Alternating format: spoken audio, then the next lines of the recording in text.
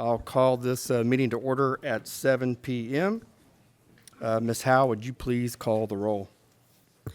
Ms. Schilling. Ms. Williams. Here. Mr. Magner. Present? Ms. Schillist. Here. Mr. McDonald. Present. Mr. Callie. Here. Mr. Pape. Mr. King. Here. Mayor Anderson. Present. Thank you. Feel free to join me tonight for our prayer and pledge. My God, I thank you for the blessings that you provided me, my family, and this community. I ask you this evening for your guidance, and I thank you for our country. In your name I pray, amen. Amen. I pledge allegiance to the flag of the United States of America and to the republic for which it stands, one nation, under God, indivisible, with liberty and justice for all.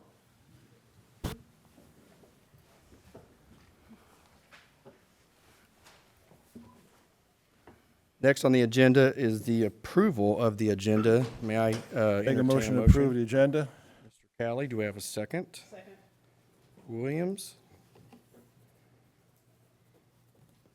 Ms. Howe, would you please call the vote? Mr. Callie. Aye. Ms. Williams. Aye. Mr. Magner. Aye. Ms. Schulist. Aye. Mr. McDonald. Aye. Mr. King. Aye. Mayor Anderson. Aye. Thank you. Next on the agenda is citizens' comments. Just as a quick reminder, try to do this each meeting, the citizens' comments for this particular hearing are limited to residents of Fairview. We will have an open forum that is scheduled coming up in the near future, at which other members of the community are welcome to speak. So I'll go through the list tonight, what we ask, just so that we can stay on topic and agenda. We limit this to 3 minutes for each person who has signed in and who are residents of Fairview. So Ms. Howe, what's the first person on the list? Jason Holman. Mr. Holman, are you a resident of Fairview? No, I'm an attorney representing adjacent property owners to item number 3 on the agenda. Okay, sir. Well, this section here is for citizens' comments period. Okay. So this is just general comments for Fairview Okay. residents. Will there be an opportunity to speak at the item?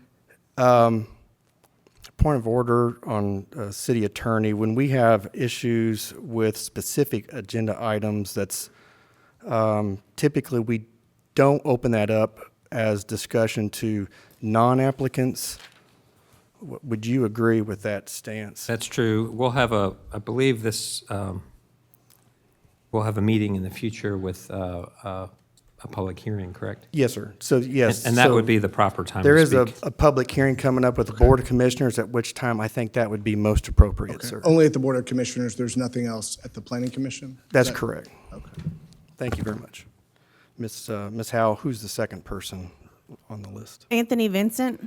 Mr. Vincent, are you a resident of the city of Fairview, sir? President of the area that they want to annex. Okay, so if you will, please, feel free to come back for the public hearing, the public forum, at which point you should have the opportunity to speak. So thank you very much.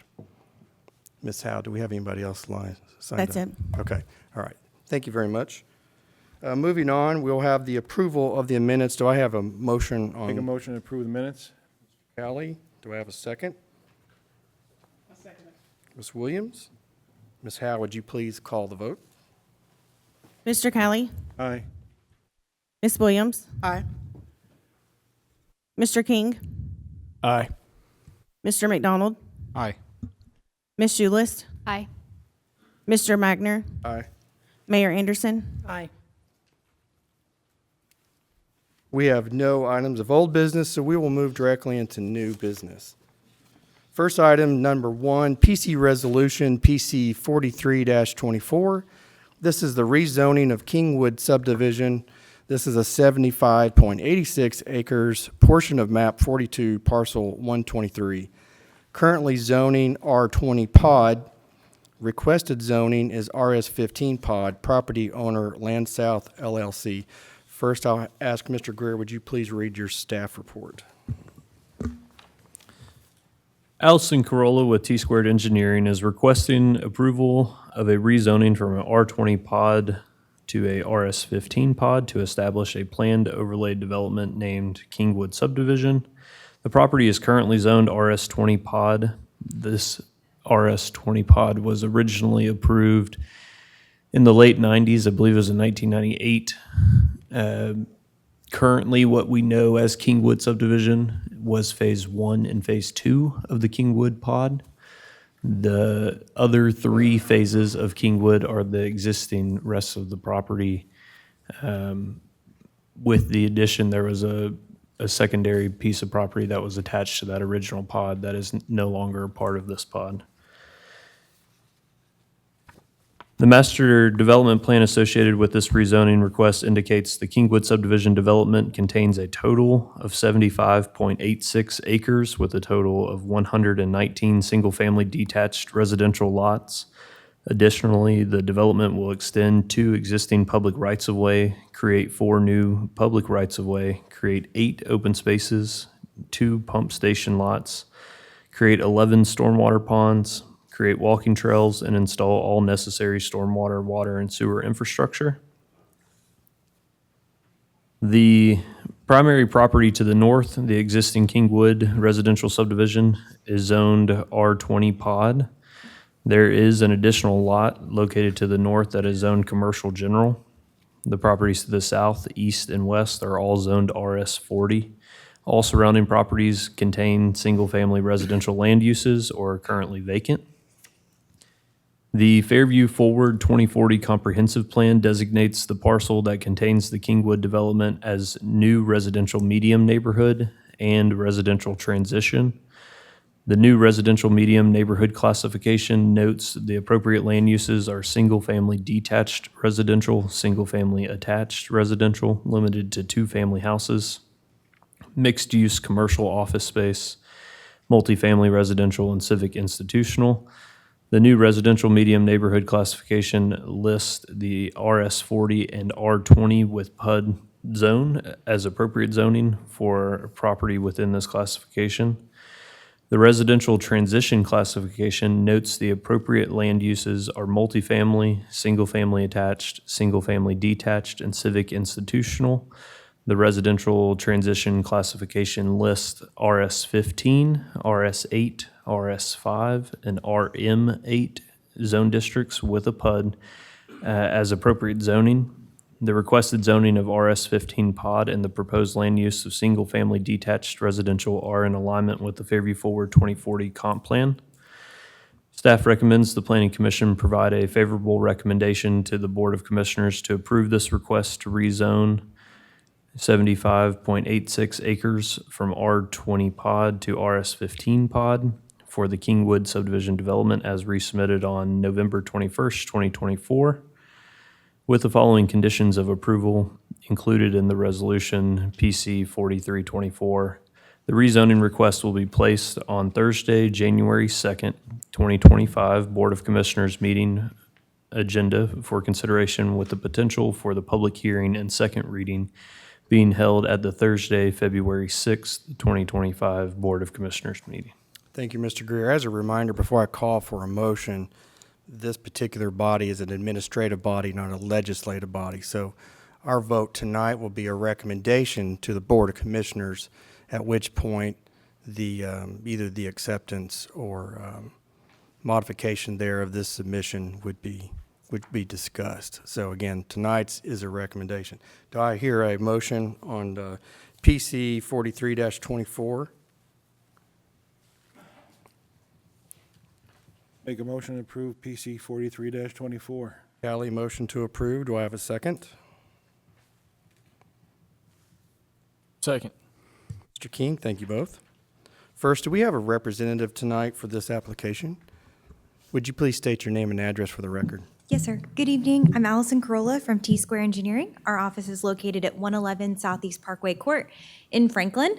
I'm here on behalf of Meritage Homes to represent this development. We're really coming to you tonight really to revamp an old development planned, as Mr. Greer mentioned, just to bring forth single-family homes. It's in accordance with the 2040 plan. We feel that it suits this area and is a great transition for this piece. So here to answer any questions that you may have. Thank you. We'll open it up for the commission with any comments, questions. Mr. Greer? I would like to note that the applicant had two options whenever they first came to our office with this idea. And they had the original pod approval from '98. That pod is not able to be constructed the way that it was originally approved due to some of the land of that has been sold to an adjacent neighbor. And so that pod would take a amendment to the original pod for them to be able to do anything, or they had the option to come in with a new pod that would be in conformance with our standards, our rules and regulations, and they chose to come in with a new pod, new zoning designation, just so that everyone is clear on this, that it's not a old pod that they're coming in with. It is a completely new application that is clean and clear. Thank you, Mr. Greer. Mr. Chair. Mayor Anderson? Ms. Corolla, where is the entrance and exit to this development? So there are two. So one will be through the existing Kingwood subdivision, and the other will be through the soon-coming Cedar Crest subdivision. So right now, Cedar Crest is working on constructing that turn lane along the highway, and then they are platting Phase 1. I believe that was approved for you guys last month, and shortly after Phase 1 will come Phase 2. So it'll tie into that boulevard. We happen to have a copy of the site plan that we can present, please. The site plan will be addressed in the next item of next business item. tonight. Okay. This is particularly for rezoning. the rezoning piece of this. We had looked through kind of how historically in Fairview we have gone through the pod process and how kind of clunky it is with having a zoning and a master development within this same singular item on an agenda. This gives you the opportunity as a board to make a recommendation on the zoning as itself and a recommendation on the master development plan as itself for the site plan. And so this is particularly for the zoning. Does the zoning comply with the 2040 comprehensive plan? Does the zoning comply with the surrounding land uses? And to address that for site plan specific questions, we can get into those with item PC 4424. Mr. Chair, Mayor Anderson? I will ask my questions with item number 2. Yes, ma'am. Keith, do you mind going back one slide, or Bree? The property that's in question, you have the Reserves on Chester project that is accessed off of Chester Road to the southwest. Cedar Crest is the development that Ms. Corolla was speaking about. It's a townhome development that is there on the northwest of this project. They have access directly to Highway 100. And then the existing kind of little nub off of Kingwood that goes into the existing Kingwood subdivision provides access to the backside of the existing Kingwood subdivision. That would ultimately go to Old Nashville Road down to Highway 100. And just for clarification, with the 2040 vision plan, Mr. Greer, you do believe that this falls within the acceptable land uses? Yes. Keith, do you mind moving over to ClickShare?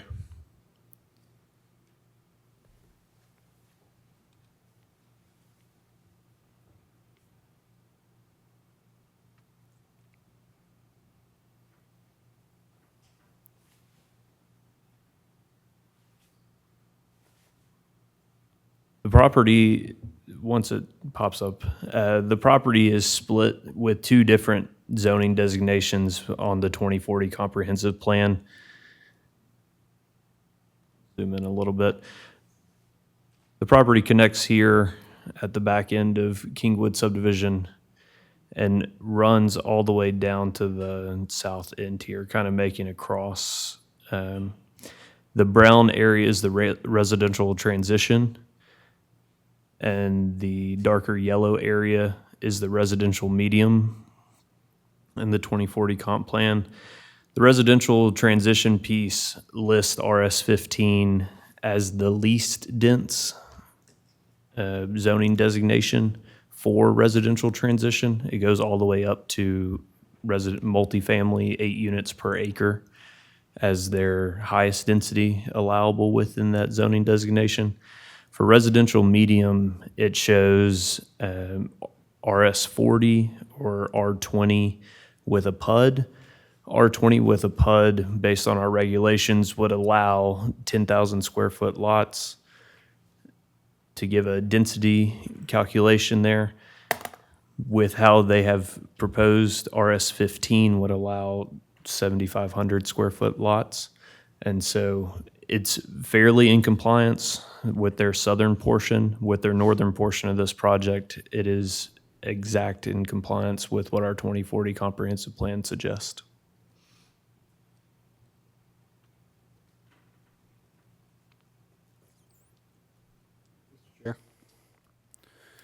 Mr. McDaniel. Thank you for making that point, Mr. Greer. It's something I just wanted to talk about as well. I do agree that I think this is relatively in compliance with the 2040 plan, with the exception of that back half with saying the R20. Is there any reason why that can't be considered to go larger lots back there? I mean, as we are going further away from the city, getting in more of the pre-existing residential areas, larger lots, it just seems kind of natural to have that not be the exact same as the first lot you come across when you come into that subdivision. Understood. So the reason for that is this site is, I don't know if you guys are familiar with the topography and the terrain on this site. This is a doozy of a site. And so the idea is to really bring those lots in so that we can maintain as much natural space as possible. And so that's just the reason for those smaller lots kind of on that southern portion. As Mr. Greer mentioned, this was R20 pod altogether existing. And so, again, just to kind of keep things as clean as possible, we're trying to look for that consolidation zoning and that lot size. Does that help answer your question? Sure. I mean, is there anything specific about the larger lots that make it impossible, or is it just a numbers thing? It just starts getting a little dicey. It's pretty difficult Yeah. by the time, you look at it making those lots larger. I will point out, and I know that, the next item is particularly for the site plan, but the proposed site is approximately 76 acres, and we're proposing 119 homes. So we significantly meet that density, even if it was that R20 pod. Sure. Thank you. Yes, sir.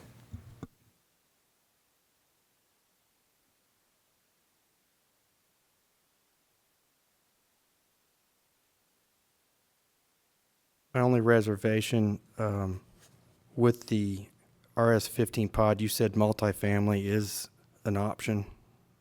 Multifamily is not an option Not with an the option. RS15. That would be residential single family. Thank I was speaking of the 2040 comprehensive plan lays out a Oh, yeah, thank you. residential transition neighborhood. This page allows for appropriate zoning RS15, RS8, RS5, or RM8 Yeah. with a pod. Thank you for the clarity. So, yeah, because, I know lately there's been a lot of conversation about the higher density, which I know has not been very favorable within the community, but for this to be a single-family residential, me personally, I think that does comply with the 2040. Any other comments, questions? Ms. Williams? Yes, I'm not sure if this is for now or the next item, but Mr. Greer or Allison, could you address some of the exceptions that you recommended in your letter that you presented to Fairview on the 21st of November? That would be best addressed The next one? with item 44. Okay, Yes. but I will hold that then. Thank you. Other thoughts, comments? Mr. King? Yeah, kind of coming into this, just reading the report before hearing some of the more of the background from the staff. I definitely coming in opposed to this rezoning primarily because, one of the objectives listed in the 2040 plan is to preserve the existing neighborhoods, ensure development adjacent and surrounding existing neighborhoods is compatible in development characteristics. And with the neighborhood that we're coming directly out of Kingwood being the RS20 pod, it makes sense that it's a continuation of the same neighborhood, that it would be a continuation of the same zoning. I know the site is difficult. I mean, looking at the site plan and looking at the grading plan, it is a challenging site, but I don't see why a larger lot is going to make that more challenging. I just don't think that's a reason to increase the density of the neighborhood. Thank you, Mr. King. Ms. Corolla, could you just comment? I mean, what is the response of the applicant given the difference between not being able to accommodate an R20 pod? Certainly. So I think the main motivation there was with one of the 2040 plans, the maximum, or I guess the least dense zoning is that R15 pod. And so we're really sticking with that. That land use doesn't even recommend the R20 pod. And so that's kind of why we're sticking with that. It's a mesh of both of the land uses, the future land uses. Right, there. but the other half is the R20 pod is actually less than what it recommends. Right. However, it connects through, and again, this kind of goes into some of the, I guess, the MDP, but it connects through the R15, and so all of the roads and everything would be cohesive, more cohesive as the same R15. The transition from the townhomes into the smaller lots and then into the existing Kingwood subdivision, as you know it, we feel like is a good transition and the intention of the 2040 plan. Yeah, no more questions. Other questions, comments? All right, thank you, Ms. Corolla. Ms. Howe, would you please call the vote? Mr. Kelly? No. Mr. King? No. Mr. McDonald? No. Ms. Schulist? Yes. Mr. Magner? Aye.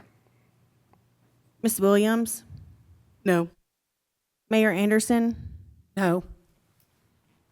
All right, thank you. Motion did not carry, 5-2. And again, this is a recommendation, so the Board of Commissioners will pick this up at their next meeting. So, next item on the agenda is item number PC 44-24. This is the Master Development Plan, Kingwood Subdivision, 75.86 acres, map 42, parcel 123. Current zoning is RS40, property owner Land South LLC. First, Mr. Greer, would you please read your staff report? Point of order, Chair. There's a spelling mistake in the resolution that the board is considering in the title. Mr. Greer, if you could make sure that that's corrected no matter what happens tonight on this item.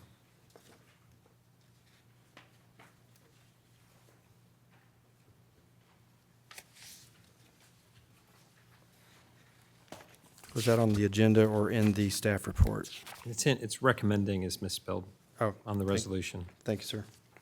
So we just want to make sure that we provide the BOC with the correct recommendation. Absolutely. Thank you very much for that. Yes, we can get that corrected. Mr. Greer? Our staff report for this is very similar from a zoning standpoint to what we just went through. I will discuss the request from the applicant. I provided their design certification letter within the request.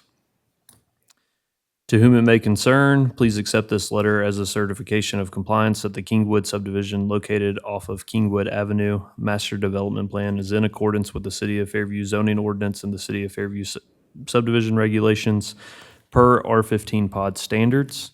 We are requesting an exemption from the City of Fairview zoning regulations, Chapter 13, Section 101.3, variable lot size option that mentions, quote, portion of the development site that contains slopes of 20% or greater shall be retained as open space, end quote.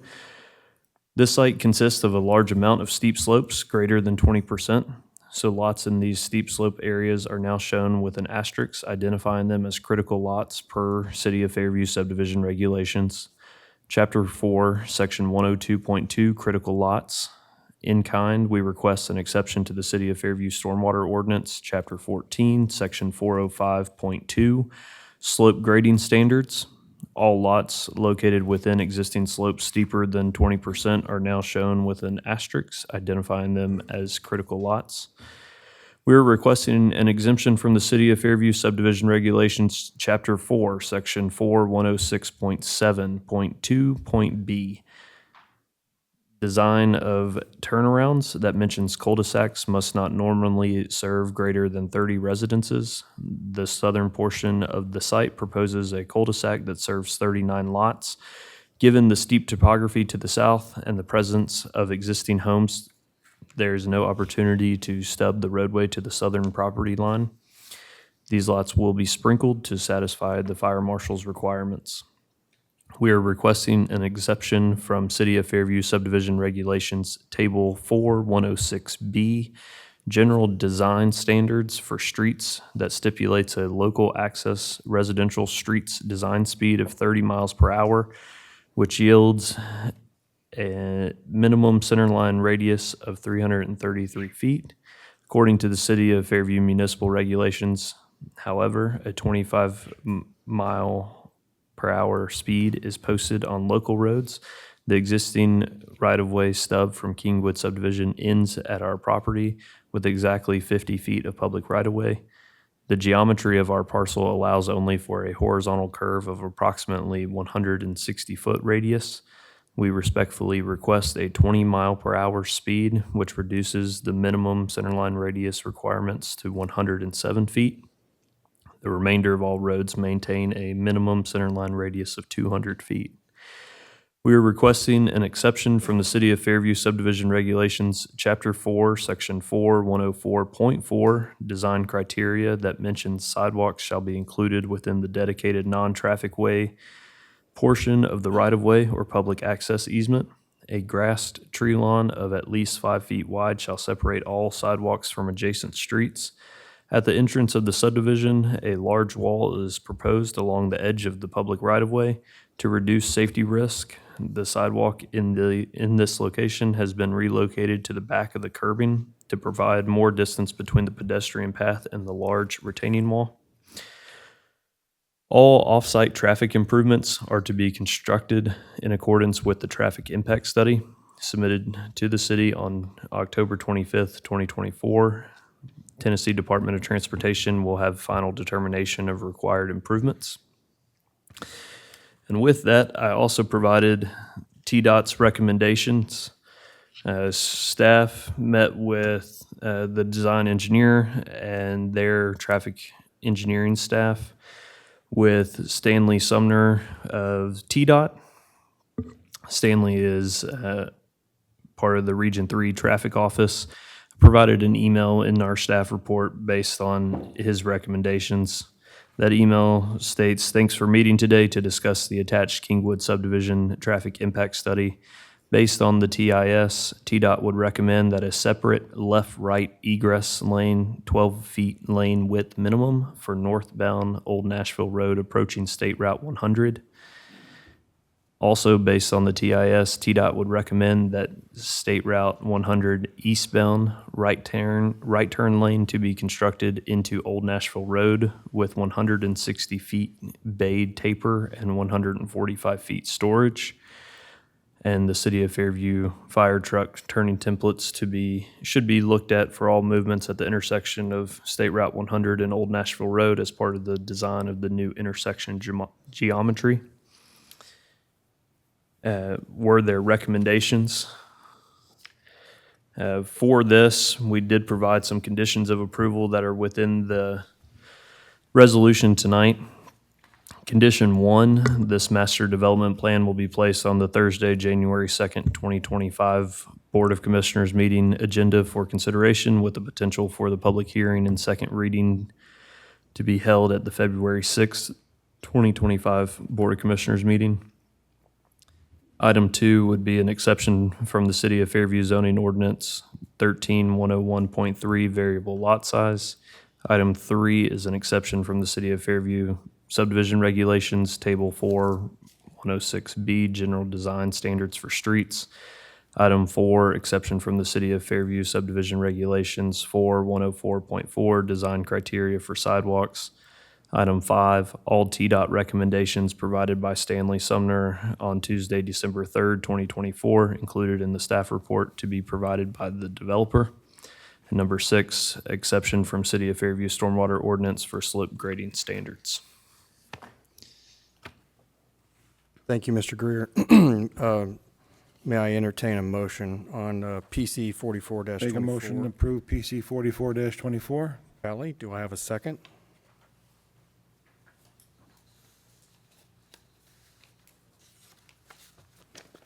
Do I have a second? Second. Second, Mr. McDonald, thank you.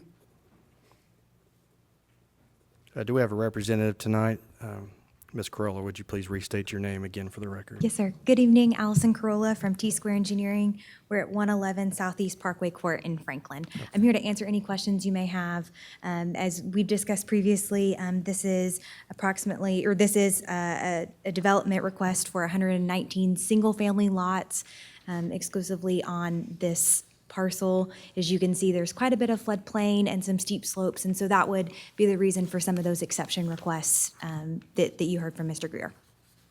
All right, thank you. Yes, sir. I'll open it up. Mr. Chair. Mayor Anderson. Ms. Corolla, could you explain the topo being a doozy for us?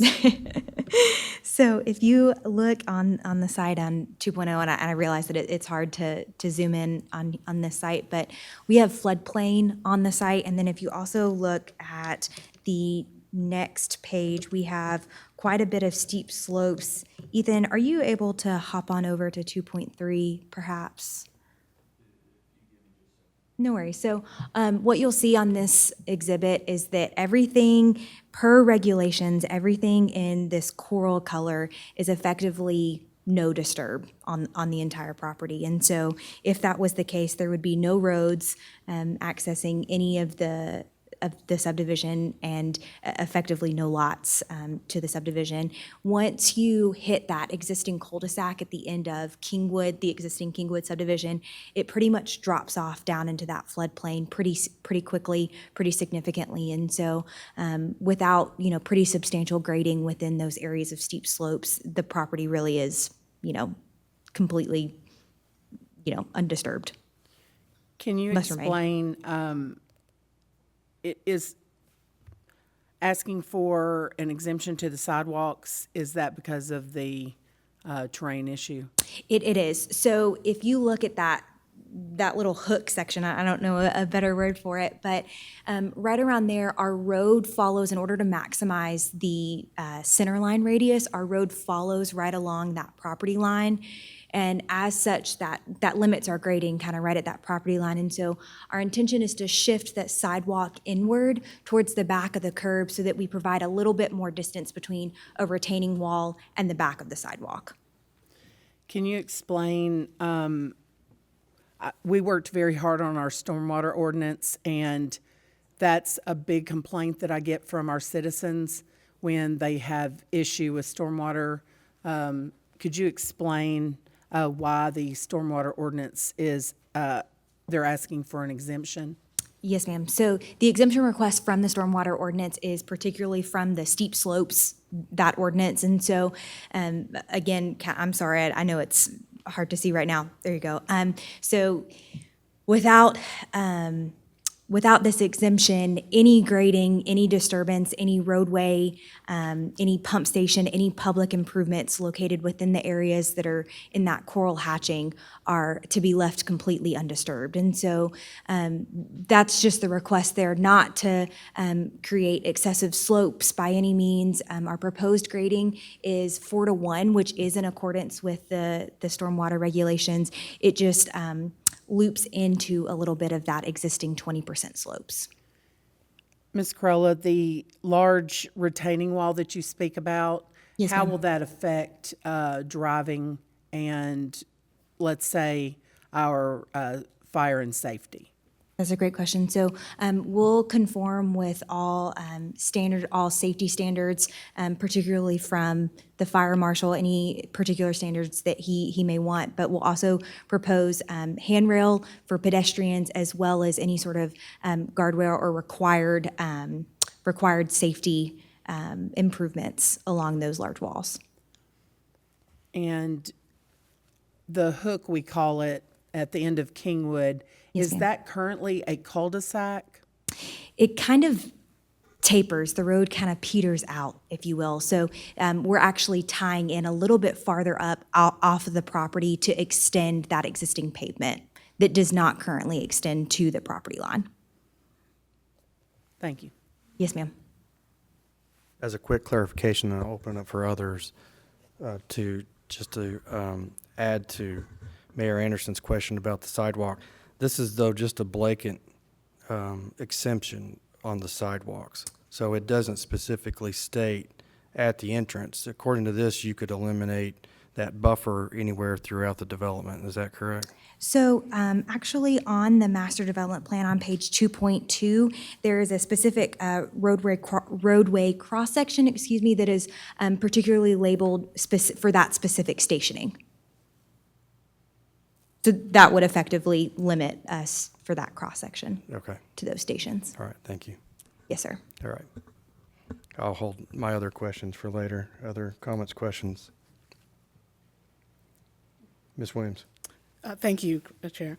And I'm sorry, I may sound redundant. I'm just coming from a researcher's perspective when it comes to stormwater, and I see exceptions. But could you just maybe elaborate a little bit why, if something is labeled as undisturbed, you would want to invest any time in even developing on land that's listed as undisturbed? Yeah, so I think as you guys are familiar, we live in beautiful Middle Tennessee, but with that, there's lots of rolling hills and lots of rolling topography.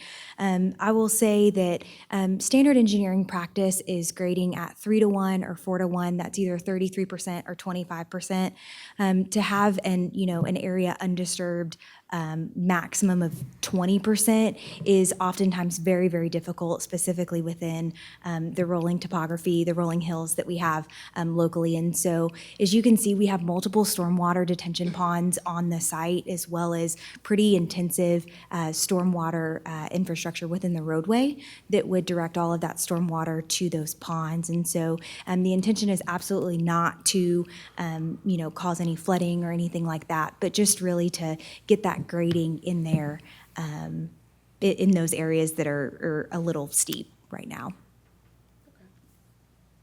Mr. Greer, did you want to comment any of that from your perspective?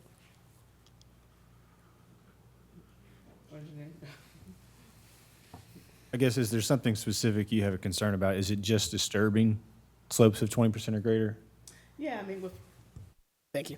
Well, with so much that we're seeing across the state with issues with stormwater, with issues with pounding on land that naturally shouldn't be pounded on, and then we have these unintended consequences that follow afterward. Are we looking forward, future forward thinking when it comes to that? And I just get really concerned when I hear exceptions to changing protocol with stormwater, and then we hear a statement undisturbed. It just kind of throws me off. Yeah, I think I would answer your question with a question to Allison, and she may or may not know this information. So you have all your 20% or greater slopes shown here. Do you know the percentage in which you're disturbing of those 20% or greater by chance? I mean, you can eyeball it, or if you know the answer, I think that would be helpful to the Planning Commission to make a recommendation. I do not, unfortunately. I'm sorry. I think that's a big factor in it. If you're asking to disturb a very 1% of a site that's 20% or greater, I think that's more favorable than half the site. And so I think having that number would be helpful for the Planning Commission to make a determination. And I assume you ignored, as our stormwater ordinance states, any areas that are 5,000 square feet or less, correct?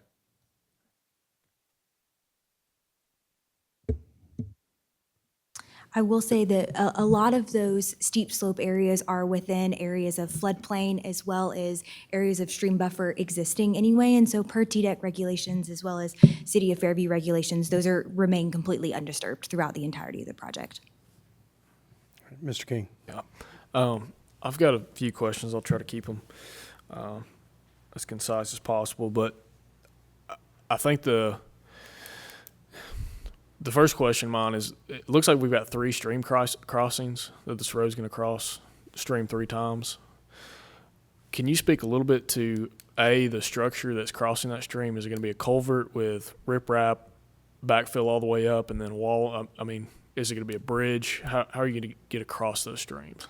There's pretty significant grading on there, so those will more than likely be designed, engineered bridges from a structural engineer. Okay. I guess with that, during construction, looking at the erosion control plan, outside of the 20% or greater that is being disturbed, it looks like the erosion control plan doesn't account for anything crossing those streams, any sort of temporary construction measures to keep silt out of those areas. I mean, the silt fence basically dies off at all of those crossings. So can you speak to kind of during construction how they're going to protect those streams and how they're going to prevent runoff from running right down into the crossings? Certainly. So those are typically details that we include with our ARAP. That's our Aquatic Resource Alterations Permit.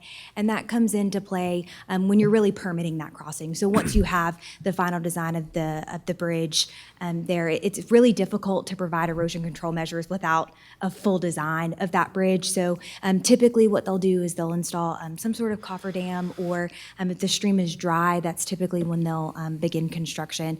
They'll have different areas of pretty intensive silt fencing, wire-back silt fencing, in an aid as well to keep that sediment outside of those fencing or outside of that stream. And then they'll go in and they'll either pour in the bridge, or if it's a precast bridge, they'll lift that in, and then they'll reroute that cofferdam. So, Ethan, I guess kind of looking at this process, when will those details get incorporated into a site plan or something that we'd be able to see? Those details, if you would like to see them, we could get them with the subsequent residential development plan that would come in with this at a later date. Typically, we look at those details based on after TDEC has reviewed them, and we look through our construction drawings that our city engineering staff goes through and approves to ensure that everything is protected as much as we can. We can't predict everything, but we try to be on the front end of as much as we can. And Will, I can absolutely Yeah. include you in that process of the review if you'd like to take a look at it. Yeah, I'd love to. So while we're still kind of on some of those crossings, I noticed on the plan, so, I mean, the wall on several of those are 30-plus feet, some of those drop-offs.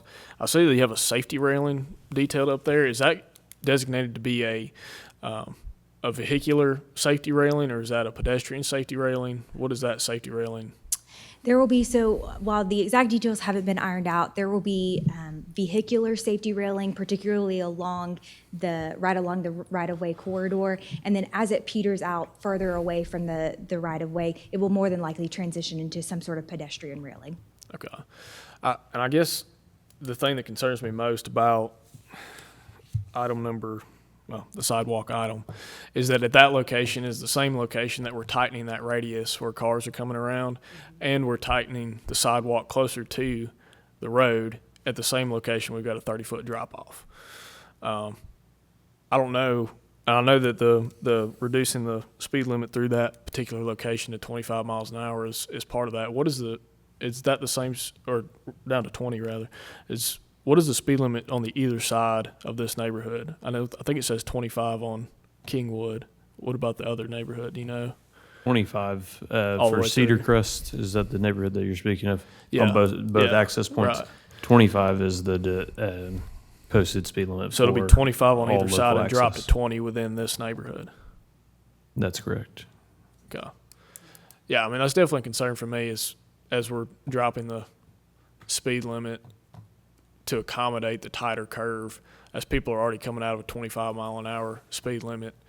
I mean, we know if you're already going 25 miles an hour, probably not going to slow down to 20 coming around that tight curve, and just pulling pedestrians in closer to that roadway does not seem like a good idea to me.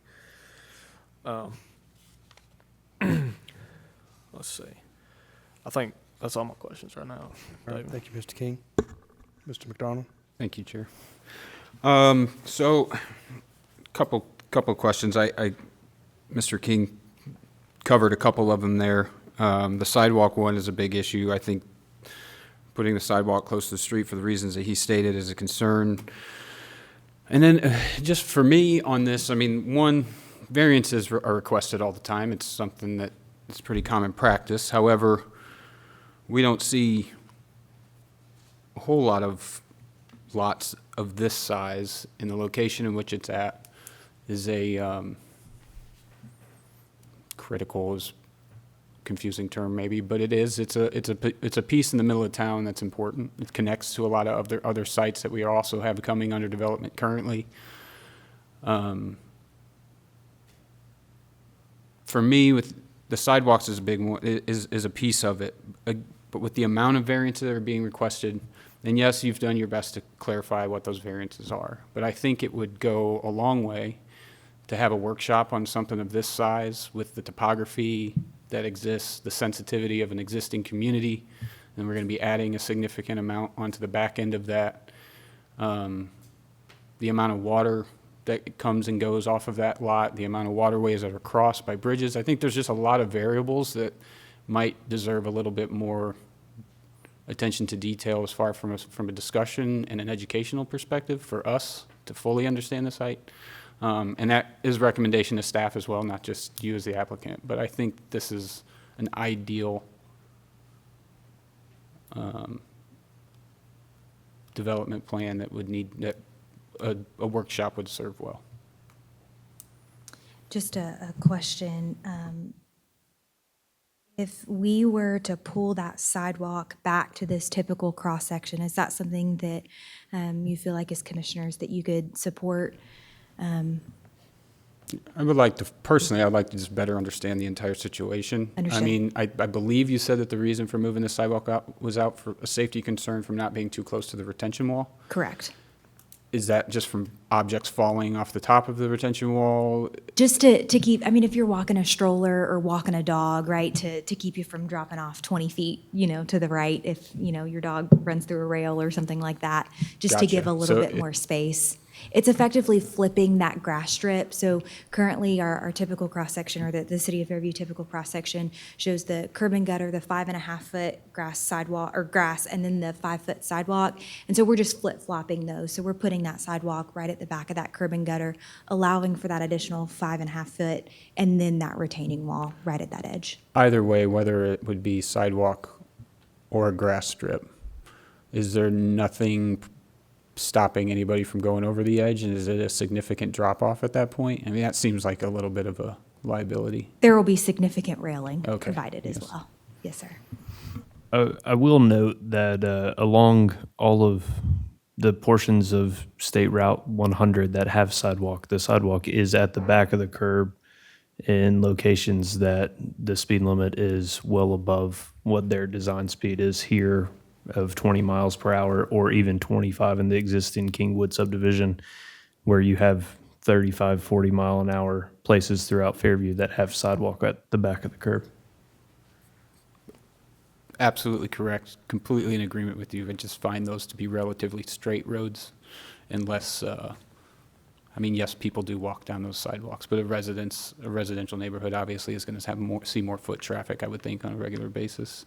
More children unsupervised by their parents, that type of situation, which, I think it's something to consider. I would agree with Commissioner McDonald about a workshop or work session to review the amount, just the sheer amount of critical lots and the stormwater issues are concerning. I live in a neighborhood very similar to this, and there is stormwater issues all day long. So I don't want to create another neighborhood that has to deal with that.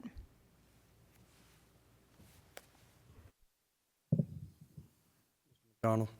Just to add, as encouragement, I do have my issues with the current plan, and I do think that there's some things that we could do, work on and maybe get right, as it is a piece of property, as I stated. I think it's pretty critical and paramount that we get correct. However, it is building into an existing neighborhood that currently exists. Makes sense for this area to be a residential neighborhood. So take that for what it's worth. Thank you. Just to note, in case it got missed at some point, I don't believe it's been spoken about tonight, but for water and sewer availability on this site, this is on conventional sewer and has water availability from Water Authority of Dixon County. They will not be utilizing any form of decentralized on-site wastewater treatment due to the improvements that have been made by the Cedar Crest development. They were able to get availability through those improvements to be able to access the conventional sewer. Yeah. So just wanted to go on the record. Originally I didn't realize, I thought the entire cross section was getting smaller at that location. I mean, just based off the overall plan, it just kind of looked that way. But I mean, I definitely think that cross section staying the same width through there helps. But again, I think if you've got a crash barrier down that wall that's strong enough to withstand a car, I think would, in my opinion, I think keeping the sidewalk tight to that would make most sense. The other question I had in the final grading plan, I know we're disturbing a lot of the maximum 20 or over 20% slope. Looking at some of these sites, I mean, it looks like they have some pretty decent slope to them on the backside. What is the maximum final grade percentage on some of these sites? So in accordance with the City of Fairview stormwater regulations, you can, I say climb, you can rise 8 feet vertically at a 3-to-1 slope, so that would be your 33%, and then anything longer than that or higher than that, if you will, is that 25% slope. So we've met all of those requirements on here. So most of the slopes that you see on here are approximately 4.1 to 1, just greater than that 25% slope. Okay, thank you. Yes, sir. I have two quick comment questions. One is, I think the curve, to me, is a hard pill to swallow. I mean, to try to ask vehicles to slow down, that's a lot of homes, a lot of traffic to have to navigate that curve. And even though, we're trying to plan ahead for safety, it just, to me, seems like a really tough radius there, especially if I think of delivery trucks. We have a lot of FedEx. I won't list actually all the names, but there's a lot of proprietary shipping companies and emergency vehicles. So to me, that's a little challenging, as well as it looks like on the plan there's a section that we don't have the 20-foot buffer. It's along Dynasty Drive, so it's kind of the middle left side. There's a road, Princess Pass, that comes into a T and looks directly onto a neighboring property, so we don't buffer headlights at that point. So that buffer is provided next to the zones that are not the CG, I guess the CG zoning. And so because Cedar Crest is that CG zoning, that buffer is not provided. So we're relying on another development area to provide our buffer on this development. I will note that the development companies are both the same. So there is a buffer on the Cedar Crest development side already, and so that will provide for some buffering between the multifamily and the single family. Legalistically, though, that's a different property. Any changes to that, Mr. Carter?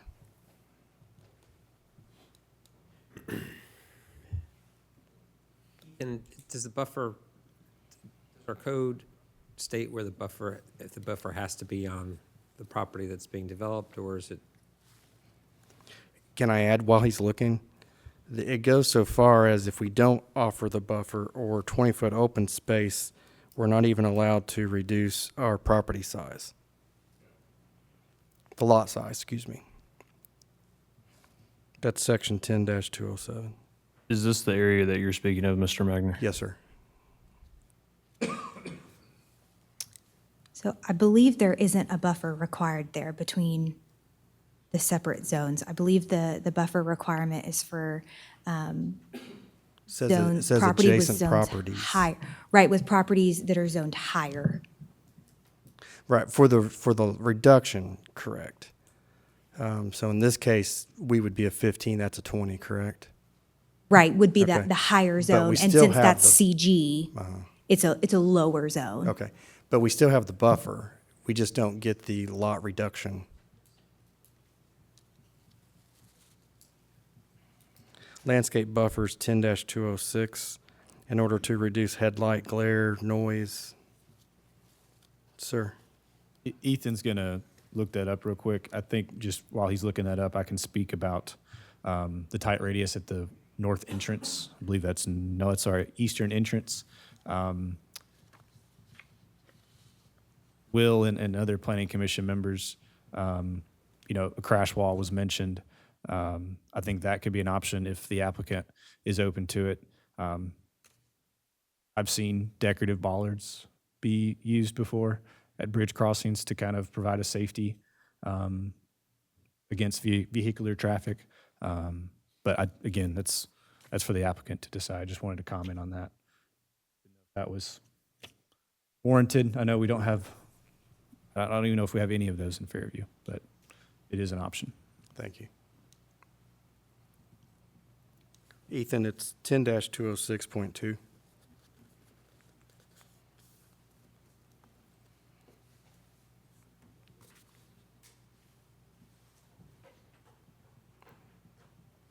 That was when we were looking at the pod as well, so let me double check and make sure that that refers Think, back to the base zone.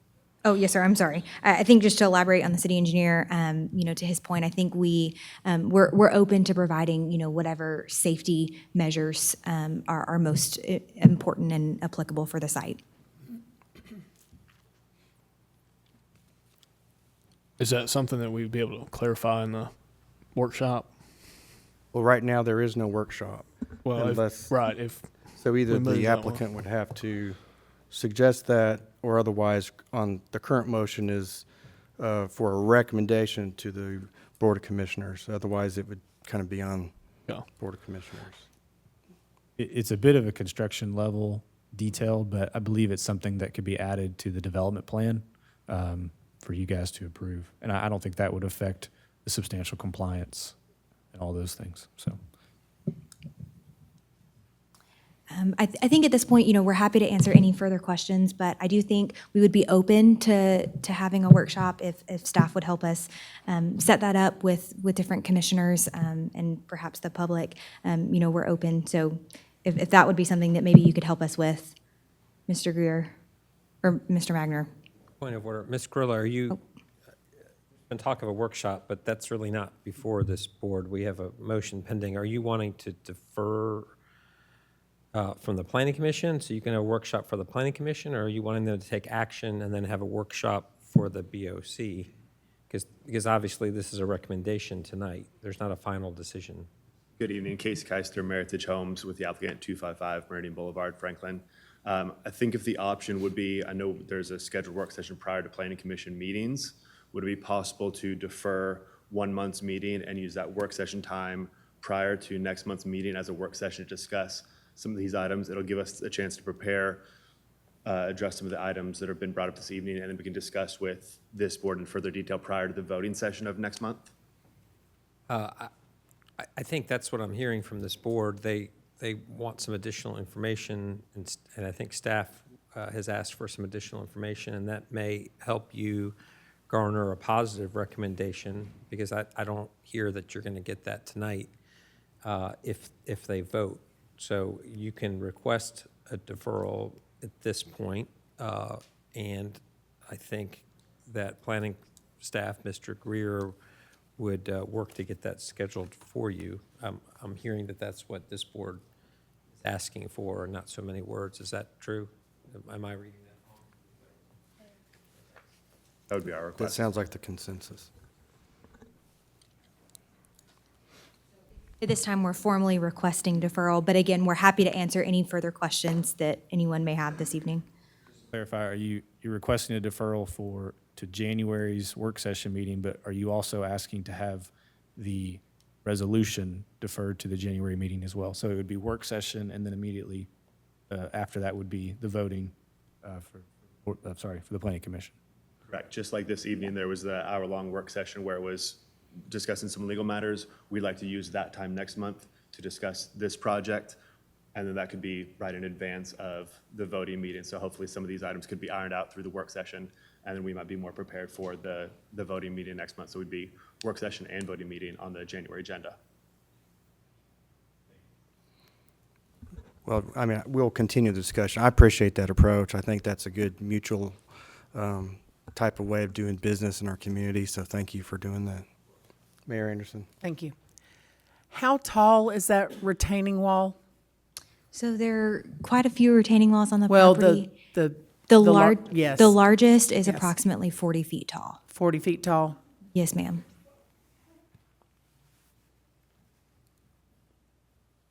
Mr. Magner, to address your point that you had about 10206.2 with the buffered area, it references, just so everyone has all the same knowledge, within any planned overlaid district development, landscaping and buffering shall be provided which meets or exceeds the purposes and intents for such established in the Fairview Design Review Manual. It is intended, however, that within planned overlaid district developments, alternative means may be employed to achieve an equal level of protection to that resulting from strict application of the provisions found in the Fairview Design Review Manual.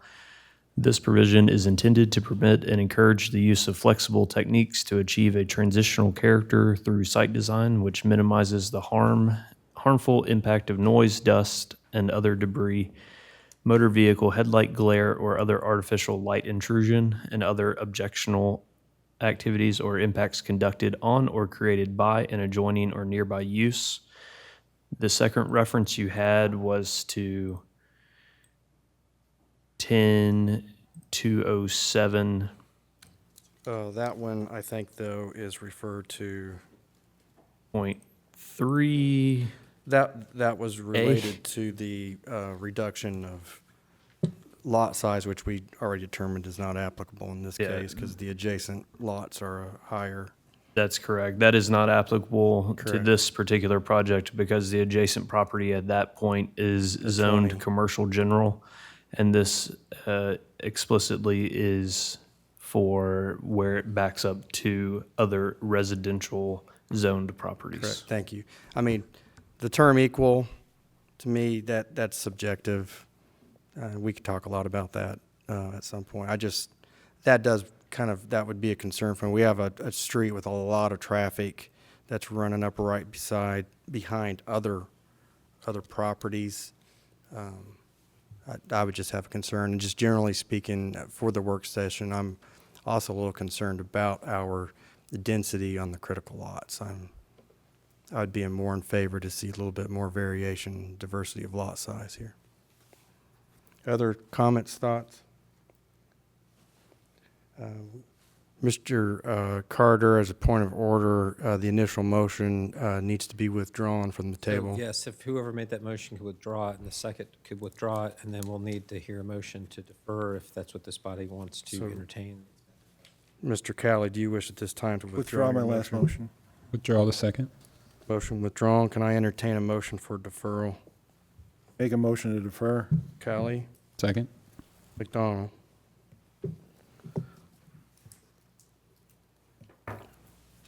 Thank you, Ms. Corolla. Let's call the vote. Ms. Howe on the Point of motion order, to- the defer is for one month. Yeah, thank till you. Yes, sir. following meeting. Yes, sir. We had a training session beforehand tonight, so we appreciate everybody's patience. Motion to defer for 30 days. Ms. Howe, would you please call the vote? Mr. Calley, Aye. Mr. McDonald, Aye. Mr. King, Aye. Ms. Schulis, Aye. Mr. Magner, Aye. Ms. Williams, Aye. Mayor Anderson. Aye. Motion to defer carries 7-0. Thank you very much for that. Moving on to item number 3, PC Resolution PC 45-24.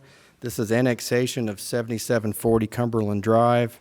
This is a 351.27 acre map 47 parcel 94. Current zoning Williamson County Rural Preservation. Property owner is Fernvale Springs Farm LLC. First, Mr. Greer, would you please read your staff report?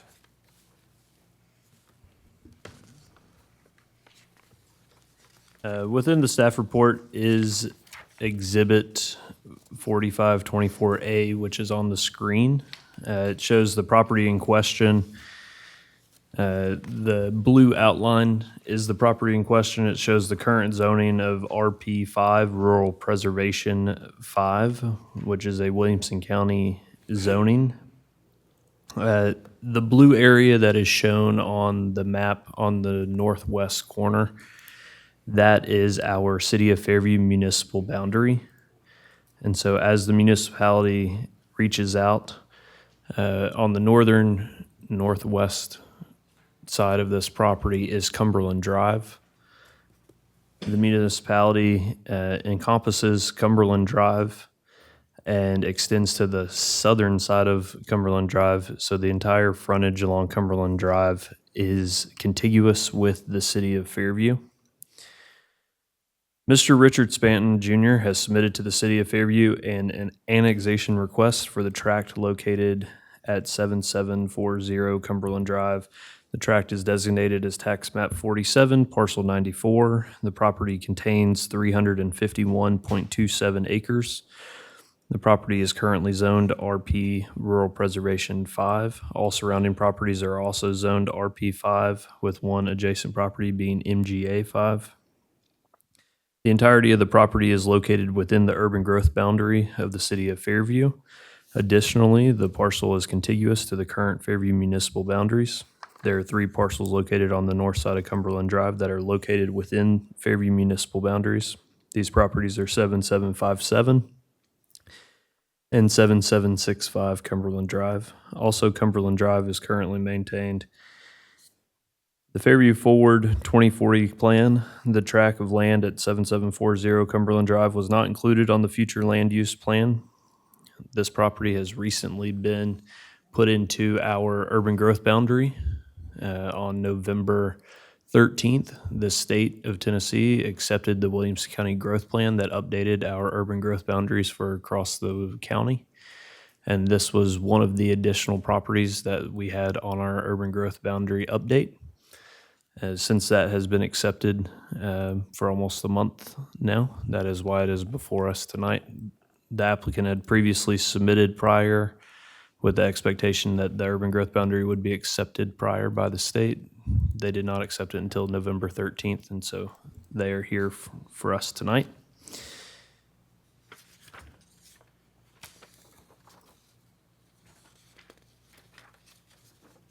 The reason for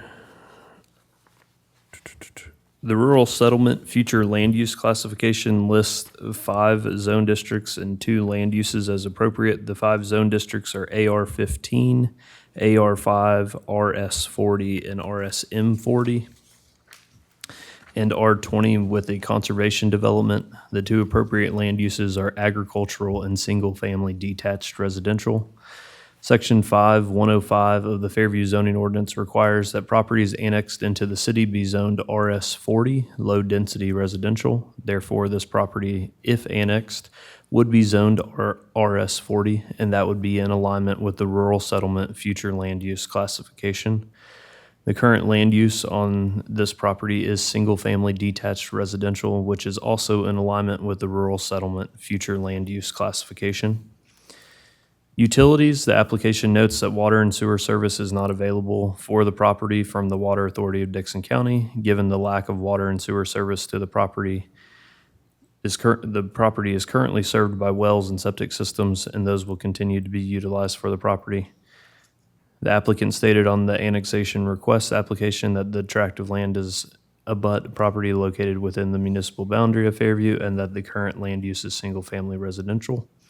Staff recommends the Planning Commission provide a favorable recommendation to the Fairview Board of Commissioners to approve this request to annex the entirety of the property located at 7740 Cumberland Drive as indicated on the attached map and with the following conditions of approval included in Resolution PC 4524. This annexation request will be placed on the Thursday, December 19th, 2024 Board of Commissioners meeting for consideration with the potential for a public hearing and second and final read to be held on January 16th, 2025 at the Board of Commissioners. Chair, may I ask Mr. a few Carter? questions? It may not be proper for us to consider this tonight, so based on an email I received today, if I may ask Mr. Greer a few qualifying questions. Yes, we can,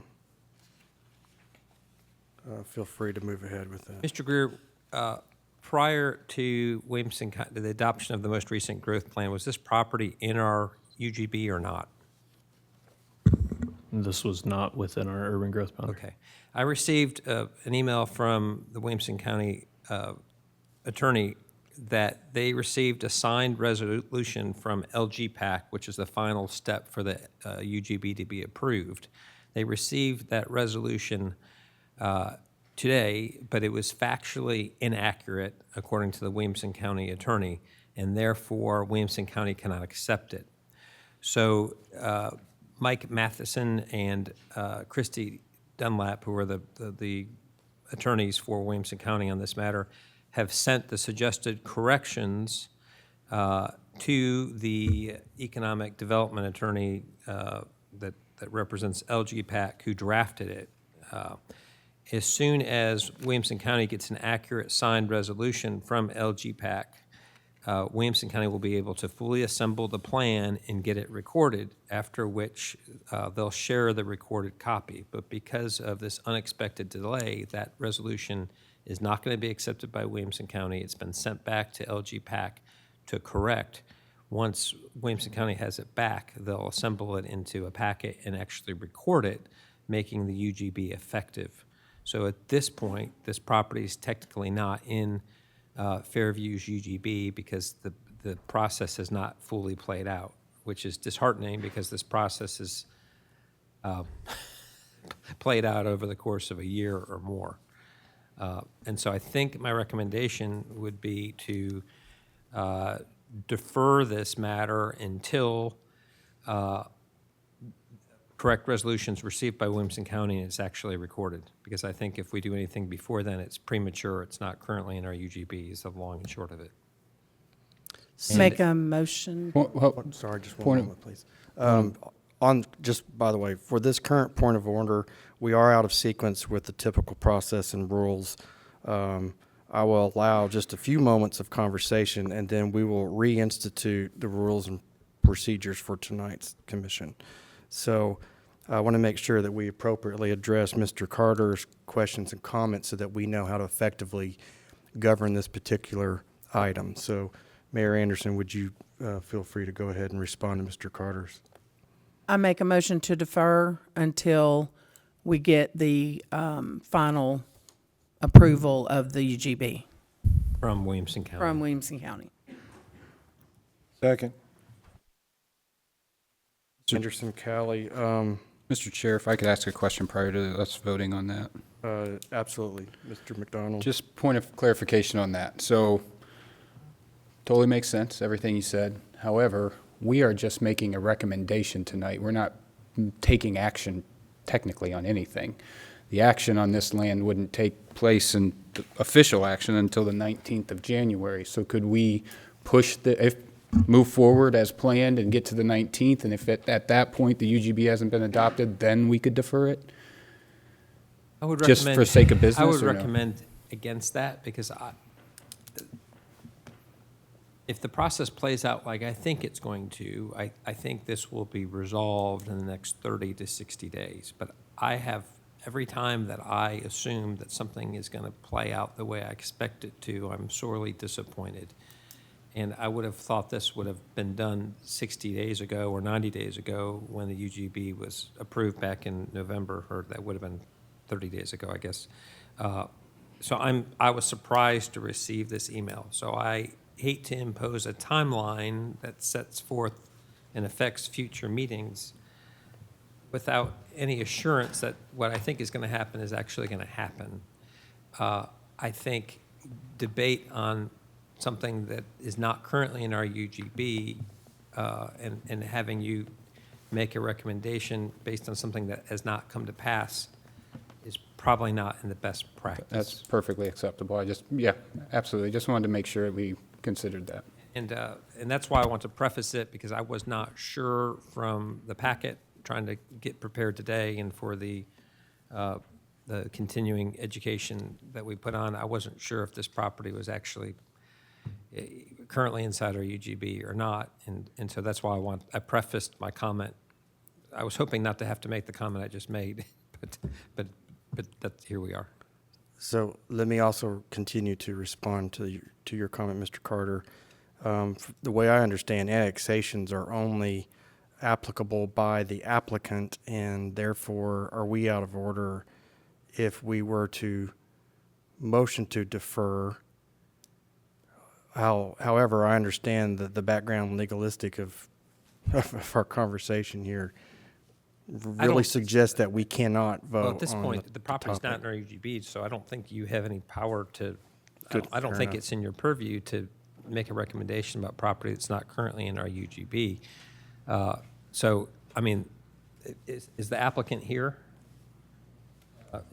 If you could come up, I mean, if the applicant's going to insist that you take a vote, I'm going to tell you need to vote no on it because it's not in our UGB and you don't have any power over it. So I don't think the applicant, I don't believe that would be very smart of the So, applicant. sir, before you speak, though, sorry, just one moment. Thank you. What I'd like to do at this point was reconstitute back to our process and procedures tonight, okay? As we stand right now, we have a current motion to defer. Would you please state your name and address for the record? My name is Tennille Fraley, and I live at 2006 Caseway in Fairview. All right, thank you very much. Sir? My name is Joe Watson. I'm legal counsel for the applicant. I live at 1614 Morrison Avenue in Nashville. Thank you very much, sir. Based on the comment, well, first, let me just open it up to the Planning Commission comments, questions, referral to. I would just say, for the sake of time, if the applicant is open to a deferral due to the situation, that we just go ahead and hear from them and proceed as they Yeah, suggest. we absolutely, the city attorney is recommending that. We absolutely will defer. I guess I just want to make sure what the issue is so that we make sure we understand. Obviously, it sounds like this property is not in the Fairview UGB. What's the issue with the resolution that apparently was a mistake that has to be So- cleaned up? 20 years ago was the last time that Williamson County examined its UGB. And obviously, Middle Tennessee has undergone extreme growth in 20 years, and so have most of the cities, including Spring Hill, Franklin, Owensville, Fairview, are much different than they were 20 years ago. There's a process at state law that constitutes a process to examine and adopt a new UGB that's taken place over the course of the last year or so with frequent meetings. The committee approved a growth plan, which was then approved by all the cities in Williamson County, including the ones that I mentioned. The final step in adopting the new UGB is for it's LGPAC to approve the UGB. They did approve the UGB at a meeting in November, the Williamson County Growth Plan. When I say UGB, I'm using that synonymously. They prepared a resolution and sent it to the Williamson County attorney, which is Christy Ransom. I think I said Christy Dunlop, but I think that's her maiden name. Christy Ransom and Mike Madison. They found, per this email, that resolution contained factual inaccuracies, and so they've redlined it and sent it back to the LGPAC attorney. Just in general, or with this particular, just not with It respect doesn't to have this anything to do with, property? it doesn't, I don't believe it has anything to do with Fairview or your property. It just has to do with the I believe the way it set forth the process wasn't completely accurate. And so Williamson County does not want to approve something and file something that's inaccurate. So I don't believe it affects your request at all, except that as we sit, it hasn't been, the new Williamson County Growth Plan has not been filed and formally approved because the resolution's defective. And so I don't want to tell this body to make a recommendation to the BOC on an annexation on property that currently is not in Fairview's purview. Got it. Okay. And after the meeting, I'm happy to give you Christy Ransom's phone number, and you can call her yourself. I had hoped it was already in the UGB, and that was a moot point. And so I was disappointed to get the email. It also affects some actions that Spring Hill took last week that we're going to have to ratify, and it's a whole thing. But So fair to say that property has to be within the Fairview UGB in order for you all to have jurisdiction, if you will, to annex it? there is a way. I mean, there would be a way to annex it, but property that's not in your UGB. But it would. It takes many months, and it's a whole different process. And generally, you shouldn't be trying to annex property that's not in your UGB. So it's important that it be in the UGB, which is why the request came when it came. Thank you all. That all makes sense, and thank you for clarifying that. Thank you very much. Ms. Howe, would you please call the vote? So currently, we are voting to defer PC 45-24. Do we have a time frame, Mr. Anderson or Mr. Cowley? I just made the motion to defer until. Sorry. That's okay. Until Williamson County gets the red lines handled. All right, thank And then you. it will come back to us. Thank you. Ms. Howe, please call the vote. Mayor Anderson, Aye. Mr. Cowley, Aye. Mr. King, Aye. Mr. McDonald, Aye. Ms. Schulist, Aye. Mr. Magner, Aye. Ms. Williams. Aye. Thank you. Motion to defer. Item number 45-24 has been approved to defer. Moving on, next item is bonds and letters of credit. We have none listed. Next section will be reports for discussion, starting first with city planning. Mr. Greer. I just want to thank you all for a good year. We're wrapping up 2024, and we have a couple things left this year that we need to try to get wrapped up. As far as you all have probably received some emails from Keystone, who is our IT servicer, and they have. Let me give these folks a minute to get out, because this is very important for you all to know. They have pumped out a cybersecurity awareness training. It has gone to all of your city emails. City staff, every city employee who has a city email is working through this training. Please, it is not spam. I know it looks like spam because they send out 3 or 4 emails a day to, hey, click on this to do your cybersecurity training, but do your training, please. Otherwise, there are future consequences of your email potentially getting turned off for a period till you get your training done, and then after it will turn back on once your training is completed. Just please take a look. Please take a look at your email and complete the trainings so that our open lines of communication continue to be open and we don't miss anything. Other than that, thank you all for your continued work for the city. It takes a lot to volunteer and look through all the documents. I do it for a full-time job. I hope that it's not quite as much of a full-time job for you, but I know that y'all all work very hard on it. Hopefully you had a great Thanksgiving, and I wish you all Merry Christmas, and we will see you in January. Thank you, Mr. Greer. Mr. Chair. Yes, Mayor Anderson. So how many hours is this training? Mr. Darty, would you like to speak on the training? Yeah, because I heard a number it this came at- morning, and I want everybody to know. It is a slight commitment. Yeah, I didn't know I was going to speak on this tonight, but I've started my training and I got my score from a 339 to a 747 today. So the magic number that the IT folks want us to get to is they want the city to have an average score of 630. So if you can try to get your keep doing it till you get to that number. This is a federally mandated program. Everybody is having to do this.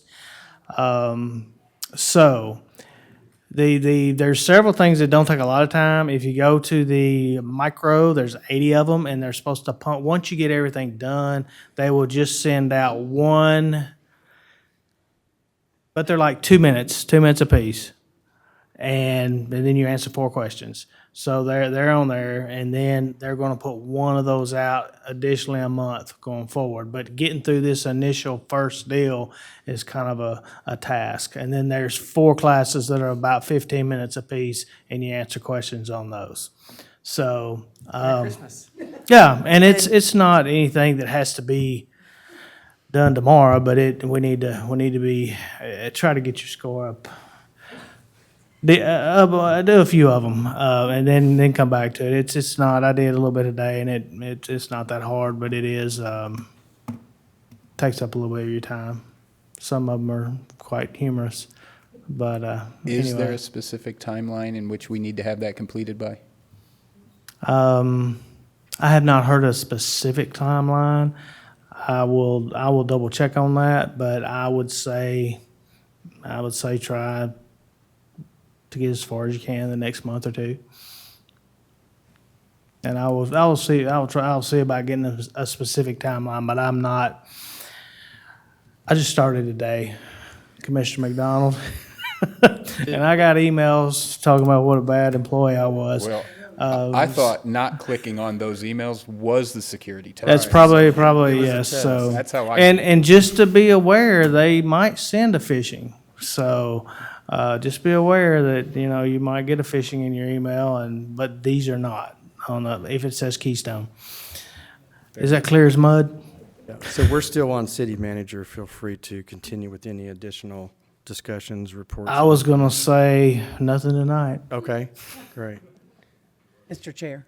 Yes, Mayor. So who's requiring this? It's a federal mandate from what I hear. Okay, so it's not our IT people. It's not the actually city of federal. Fairview, and it's not our IT. It's there's been a cybersecurity move across this nation that they're making. In fact, we've had to fill out all kinds of forms and what are we doing and blah blah blah, and turning it into some federal agencies, and then now, from what I hear, municipalities and different organizations are required to do a certain amount of training. Sir, engineering, Curtis, Kevin. Want to echo Ethan. Hope you had a great Thanksgiving. Hope you have a great Christmas, holidays.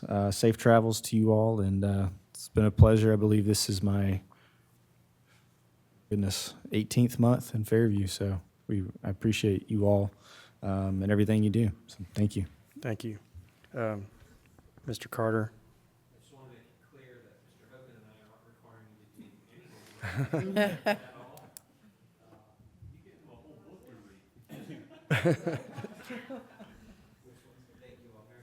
Thank you. We'll move on to Planning Commission Roundtable. So just following our typical process, Mr. McDonald, just starting at my left. Well, I was going to speak to the individuals that tried to speak at the beginning, but they have departed. So I will just say thank you for the workshop today, the training. I think that's important to just keep it fresh on everybody's mind and why we're here and what it is we are here to do. So I appreciate that. Merry Christmas to everybody. And yeah, see you in January. Thank you, Mr. Some of Cowley. you. And just a big thank you to the staff and our legal department and our big book of Robert's Rules of Order. And Merry Christmas and a Happy New Year, too. Thank you, sir. Ms. Schulis. Nothing for me. Thank you. Mr. King? I just want to wish everybody a Merry Christmas and Happy New Year, and we'll see you after the holidays. Thank you. Ms. Williams? Yeah, I'm going to concur with everybody. I want to thank the city for a wonderful Christmas parade this past weekend. The tree is beautiful outside. Our city is growing in the right direction, and I'm honored to be part of this board. So happy holidays, Merry Christmas, and I'll see you in the new year. Thank you. Mayor Anderson? Merry Christmas and Happy New Year. I know those of us on the board, we have another meeting before the end of the year, but to this board and Merry Christmas and Happy New Year. Thank you, Patrick and Josh, for putting on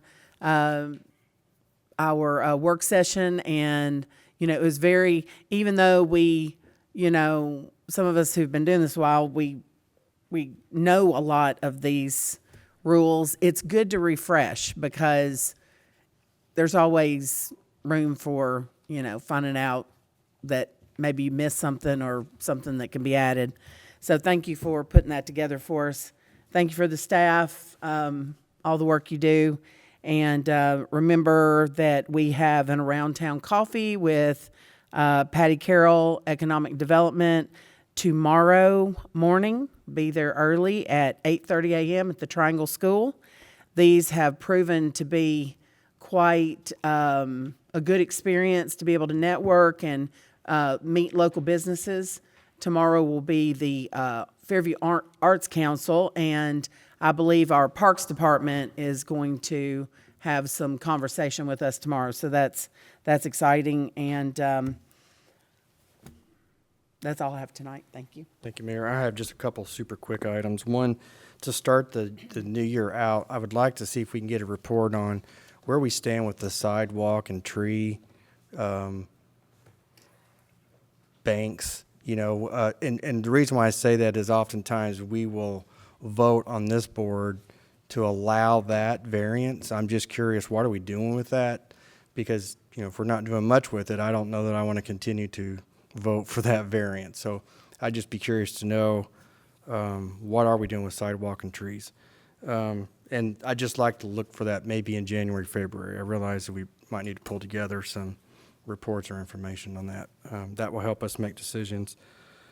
Second thing, Mr. Greer, I appreciate you always pulling out these agendas. If there's any way we could even just get a draft agenda a little earlier, that would help. The 3 business day turnaround sometimes is a little challenging. I think but that's the way we have it set up on our calendar, though, correct? That we receive the submission package. I can't remember the time frame that we're supposed to receive that before the meeting, but You should, per the calendar, receive it 1 week prior to the Okay. meeting. My apologies for this. Had some sickness in the household. yeah, no worries. We And got it out. I'm not on, complaining. Y'all do but- a fantastic job. Actually, I commend you. But yeah, any way that we could get that package out would really help. I appreciate that. Otherwise, thank you all so much. It's been a very productive year. Our community's growing leaps and bounds, and wish everybody Merry Christmas. I'll take a motion to adjourn. Take a motion to adjourn? Adjourn.